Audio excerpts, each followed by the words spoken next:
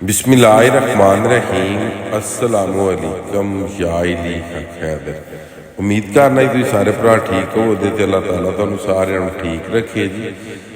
तो अच्छा जी गल कुछ इस तरह कि बहुत ही मेरे प्यारे दोस्त आ रहे हैं जी समड़ियाल तो जी शफाक साहब तो अस्सी जी फड़ी है दरिया चनाब तो सोल फिश अज इनू करांदे असी तवा फिश फ्राई वो भी जैतून दे आयल दे विच ਜਿਹੜੀ ਮੈਨੂੰ नहीं लगता कि जैतून के आयल के पहला तुसीं वीडियो वेखी हो। सब नाल पहला फिश तुसीं वेखी है ये असीं पीस कर लए ने। हुण अलहमदुलिल्लाह लसन अदरक ते सब्ज़ मिर्च का असीं पेस्ट तैयार कर लिया। सब नाल पहला असीं सिरके दे विच 15 मिनट इहनूं डुबोया।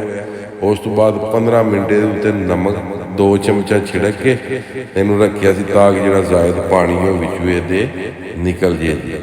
तो उस तो बाद साढ़े मेहमान आ गए ने शफाक साहब नाल उन्होंने दोस्त माशाअल्लाह आ गए ने जी। इन्हां दे सामने ही अज जिहड़ा ना जी सोडा तैयार होएगा जी।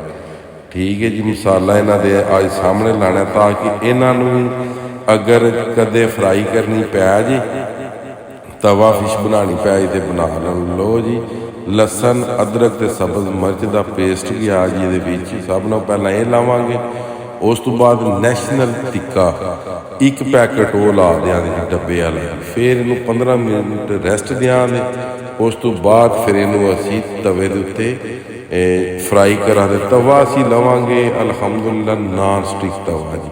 वो आयल इन्ना की होएगा कि सिर्फ और सिर्फ जो तवे का थल्ला हिस्सा है ना जी जोड़ा वो सतह सिर्फ वो आयल होएगा डीप फ्राई नहीं जी होनी। ठीक है जी यह वेख सकते तुसीं माशाअल्लाह असी बड़ा लाइट जिहा मसाला लाया ताकि खाने जोड़ा कि लगे भी ना तो खा के तो बाद विच भी ज़्यादा नुकसान ना जी हो। लो जी आयल भी आ गया कॉर्नफ्लोर भी आ गया जी जैतून का आयल भी। तो लो मसाला भी तुसीं वेख सकते हो डब्बे के नाल एक मासा भी नहीं लगा। चुल्हा भी आ गया चूल्हे के उत्ते तवा भी आ गया फिश कॉर्नफ्लोर भी आ गए तो तवे के उत्ते फिश भी आ गई जी।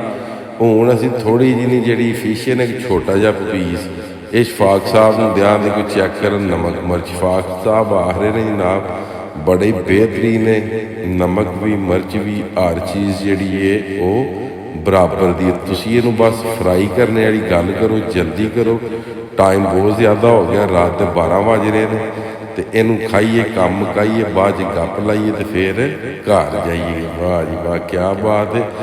जो यार दोस्त भरा कट्ठे हुए होण तो फिर ये शुगल तो फिर अपने हत्थां नाल ये फिर कदे कदे इंज शुगल बनते हैं।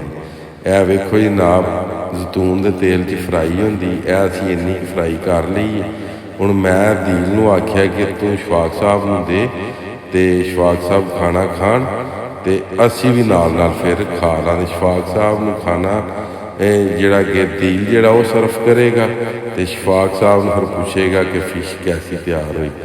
अगर तुहानूं भी ये मज़े वाली लगी कि वाकई मज़े वाली बनी तो लाजमी जनाब कमेंट बॉक्स च अपनी कीमती राय तो आगाह तुसीं करना। साडा सादा जिहा माहौल मिठे चौल आयल भी खत्म की तकरीबन फिश भी थोड़ी जी रह गई वो भी साड़ी हो जाएगी खत्म।